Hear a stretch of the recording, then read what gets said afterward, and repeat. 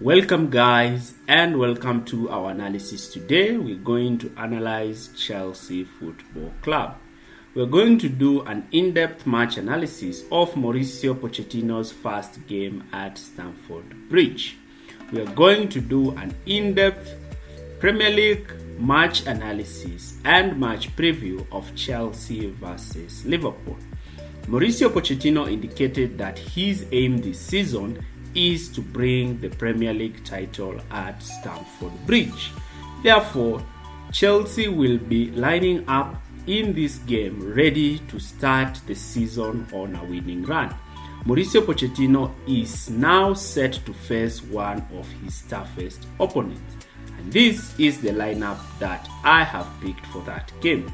I've picked Kepa in goal, Colwill and Thiago Silva as the centre-back partnership, Reece James and Chilwell at the full-back position, Enzo and Santos as the holding midfielders, Modric and Raheem Sterling playing down the wide channels, Jackson leading the line with Chukwuemeka playing as a number 10.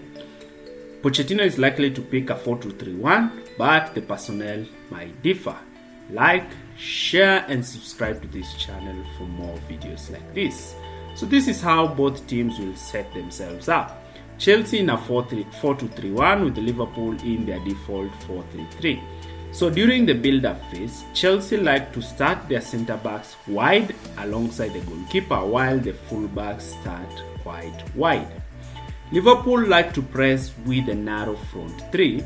We expect Liverpool's front three to press quite narrow, employing a positional press where they want to make Chelsea to play the ball in the center of the pitch where their midfielders can bounce, win the ball and initiate quick counter-attacks. Therefore, Chelsea need to position their wingers quite wide to pin Liverpool's fullbacks deep. Therefore, Kepa might have the opportunity to pick the Chelsea fullbacks who will be free to receive the ball in the initial phases of play, whereby the excellent fullbacks in Reece James and Chilwell can now drive with the ball forward in space because of the position of Raheem Sterling and Modric pinning Robertson and Trent behind. Link up with Santos and Enzo can enable them to create 2v1 situations against Liverpool by passing the first line of pressure.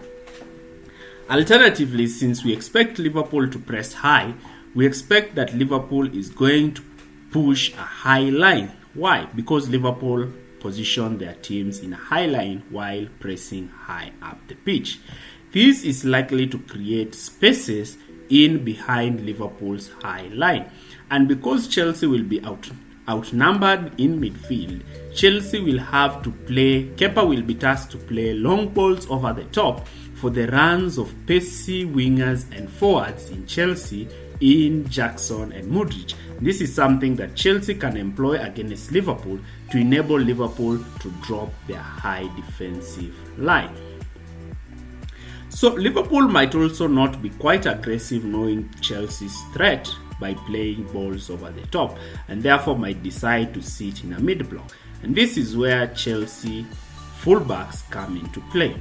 Chelsea should target the right hand flank of Liverpool, that is, they should attack down the left.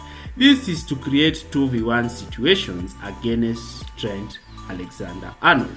We know that Trent is not quite the best defensively. Therefore, I expect Pochettino to employ a one-up, one-down fullback system whereby Reece James might be tasked to stay deep and tuck in while Raheem Sterling will give the width. This will enable Chukwuemeka and Modric or Chilwell to occupy the half-space channels. These 3-5 will outnumber Liverpool's midfield, enabling Chelsea to have their best attacking players running at the Liverpool's backline. Another benefit of having this back three is ensuring Colwill is 1v1 against Salah and therefore is going to prevent the Salah threat down the left side by staying deep and tucking outside to cover Salah. When Chelsea lose possession during build-up, they should be aggressive enough to employ a counter-press situation to win the ball as quick as possible. This is to prevent Liverpool from launching their devastating counter-attacks of picking Mohamed Salah behind the Chelsea line. I prefer Thiago Silva in this position since he will give the team calm during pressure. Also, Chelsea should ensure that Mudryk is the one who stays wide to pull Trent Alexander-Arnold out of position while Chilwell underlaps. This is because Mudryk can use his excellent dribbling and pace to bypass Trent, and therefore this might give them even more numbers during attack. This is a position where Chelsea should be angling to attack Liverpool. Now, in this kind of situation, Chelsea will be employing a high press against Liverpool in the initial phases of play.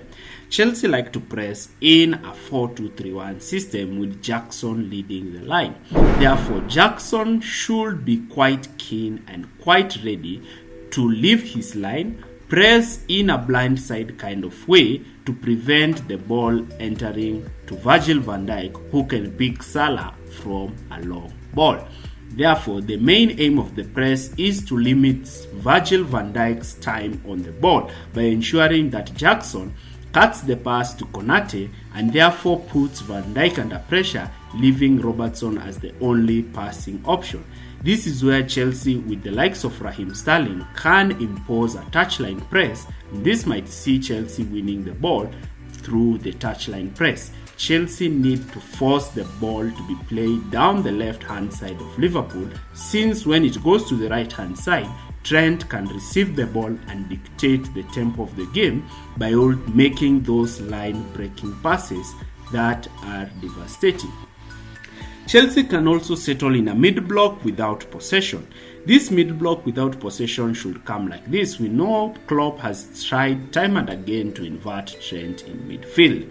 Therefore, they should be keen in stopping the ball from getting to Trent, but also pressing Virgil van Dijk and Konate in this position to prevent them from picking passes behind Chelsea's mid-block line for the runs of Salah, Nunez and Diaz. This is by ensuring a forward is always on Virgil van Dijk, engaging a piston press to limit the centre-back's time on the ball, making them to make sideways passes. This might force Trent to move out wide to receive the ball, where Chelsea, through the likes of Mudryk, can effect a touchline press, enabling Chelsea to maneuver possession.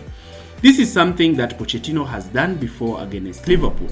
This is a game where Liverpool are trying to play through Tottenham, but you can see the way Tottenham are employing a lateral mid-block press, limiting Liverpool's centre-back time on the ball and forcing Liverpool to play the ball sideways. And this is something that Pochettino needs to instill at Chelsea during this match. Also, when Chelsea will be faced in this kind of situation, discipline is quite key to ensure the likes of Salah do not receive the ball in these kinds of instances. Also, Chelsea and especially Ben Chilwell should be good at this game, enabling himself to be able to track Salah and try to stop Salah.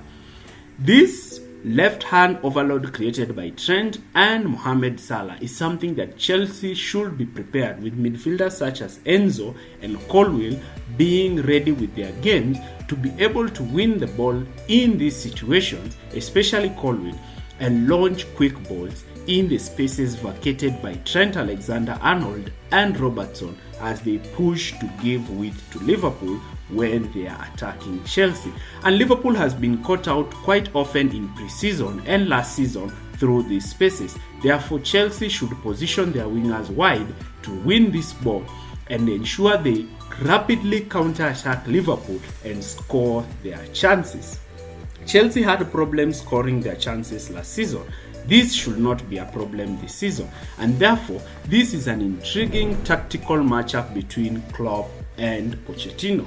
We expect to see how both teams will match themselves up during this game. We'll do a match analysis of that match after the game ends. Stay with us in this channel, like, share and subscribe, and if you've stayed with us till the end of the video, thanks for watching.